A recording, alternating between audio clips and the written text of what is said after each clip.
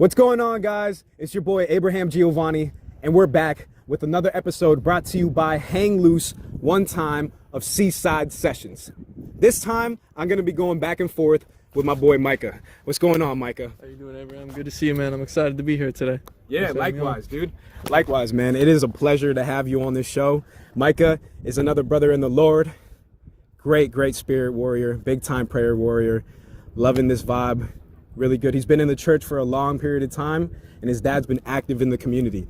So Micah, since I already know you a bit, why don't you tell the crowd about your testimony and how you got to walk in the Lord's presence the way you do every day? Yeah, so I'll pretty much start from the beginning. You know, I grew up in Georgetown, Connecticut for a bit. My dad was pastoring a church there, Georgetown Bible Church, for almost 10 years. So from basically the 90s until early 2000s. Right. And then he ended up leaving around when my youngest brother was born in 2002. So he was about a couple months old. I was about 3 or 4. Don't really remember too much of it, but I know, like you said, he was there for 10 years. So he had a good impact on the community and was able to, outreach to people. And then from there, we ended up going to Florida for a year when we were things were in the air. We were sort of thinking about what was next in terms of ministry and everything, right. And then for work and things like that. So, my mom's mother, my grandmother on my mom's side, she was, fortunate enough and gracious enough to let us stay with her for about a year. That's good. And so, we spent about a year down there. My dad kind of found some odd jobs. And then we came back to Connecticut. We've been in Norwalk ever since like 2005, 2006. Wow. And my dad actually bought his mom's house when she passed away in 2006, and she was a believer. So, thank God for that.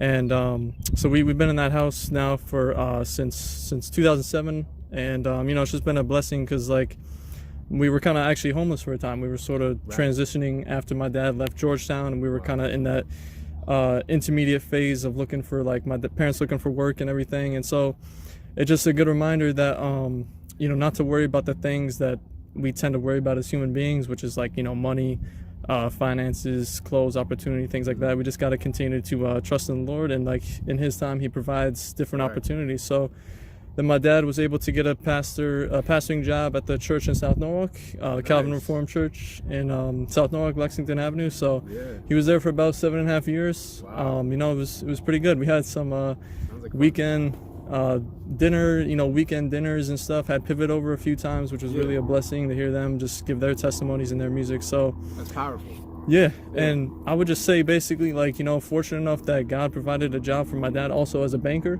and then my mom was a physical education teacher. All right. So just trusting in Him, and he provided a way to help us get what we needed. So correct. Yeah. Oh man, glory be to God, man. Glory be to God. Awesome testimony, for real. It sounds like you've had a ride. Yes. Yeah? Mm-hmm. That's cool, man. Throughout all that, I saw a big glimpse of hope in you. It sounded like you latched onto the faith at a very early age. It sounded like you were around that, but at the same time, it was a very rocky road. And throughout that time, you were tested in your faith. You might have gone through certain things that at your age were a little bit confusing, but you always got over it, and because of the grace of God, because of God's grace on your life, you were able to see the light at the end of the tunnel every time. Amen. So with that being said, we're going to transition into the theme of the day, and today's theme is going to be grace. Clearly, you've had ups and downs in your life and a lot of climatic times, correct? Yeah, throughout the years. So tell me a little bit how God's grace on your life brought peace into your faith and prayer life. Yeah, definitely. So I would say just, I've always been fortunate that I've accepted it, at a young age. And although my understanding has obviously progressed throughout the years, as I've gotten older, I've matured more, right. Things get to make more sense and everything. But I would just definitely say in terms of grace, having parents that I know cared for me and everything, and raised us well, and taught us, what it means to be a Christian. And I feel like God has just, I've always been sort of optimistic, for the most part. So just never really letting up. Yeah, just I try not to live in the negative. Try to stay positive, and obviously be aware of when there's situations when you may need help or things like that. But Yeah, I feel like God is really just I've been fortunate to have like I'd say like a spirit of like, I guess you could say like peace, like a peaceful, kind of like I said, optimistic, and just just appreciating every day to be alive. Every day is a new day. And I was fortunate enough to be, get an education. Like I said, my parents, the Lord provided for us. So I just feel like God has really been helped to comfort us when we need it the most. Right. And and just like his forgiveness and everything. Of course, like that's the biggest thing of all. Like that. Wow. Even when we mess up, Right. His grace is there to redeem us. So. Right. Wow, man. Glory be to God for that. That's awesome, dude. Yeah. Look at you. Humble brother in Christ, man. Humble brother in Christ. Mm-hmm. Oh man. I have a question. This is kind of like off the subject of grace, but in this, it might be kind of a private, and you don't have to share it with the crowd if you don't want to, but in your personal prayer life, do you find yourself asking God to search your heart? Because you have such a modest spirit, and it's lovely.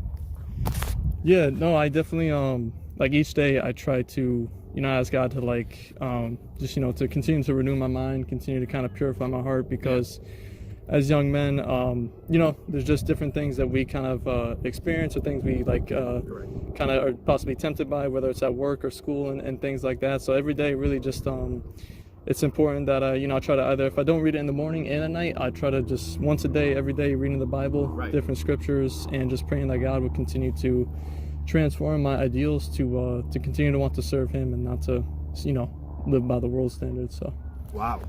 yeah. That last line was powerful, Micah. Yep. Humble brother in Christ. Thank you so much for coming on the show. Seaside Sessions with Hangloose. You already know what time it is. We hang loose. And we're just enjoying another beautiful day that God has given us. So thank you once again, one last time, man. Yeah, man. No, Love you, brother. Love you too. Peace, guys. Yeah. Hey. Yo, happy. I was sitting outside, now I'm in the building. Cause all that hate and motivated had me in my feelings. And yeah, shorty broke my heart, but I ain't even feel it.